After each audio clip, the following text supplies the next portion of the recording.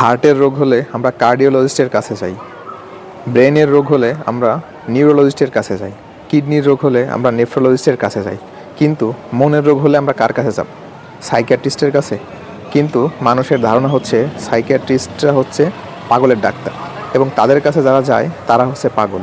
এটা মানুষের একটা ধারণা। বাংলাদেশে প্রায় 3,10,00,000 মানুষ কোনো না কোনো সময় বিভিন্ন ধরনের মানসিক রোগে ভোগে, কিন্তু তারা কখনো ডাক্তারের কাছে যেতে চায় না। বিভিন্ন গবেষণা বলছে প্রতি 5 জন মানুষের একজন জীবনের কোনো না কোনো সময় মানসিক রোগে ভুগে থাকে। একটা মানুষকে বাইরে থেকে দেখে সম্পূর্ণ সুস্থ মনে হলেও তার ভেতরে কি চলছে, তার মনের ভেতরে কি চলছে সেটা কিন্তু আমরা কেউই জানি না। সে রাতে ঘুমাতে পারে কিনা, তার মনে শান্তি আছে কিনা, সে তার মনের কথাগুলো বলার জন্য কোনো মানুষ খুঁজে পাচ্ছে কিনা সেটা আমরা কেউই জানি না। ডায়াবেটিস, ব্লাড প্রেশার যেমন রোগ, ঠিক তেমনি ডিপ্রেশন, অ্যাংজাইটি এগুলোও রোগ।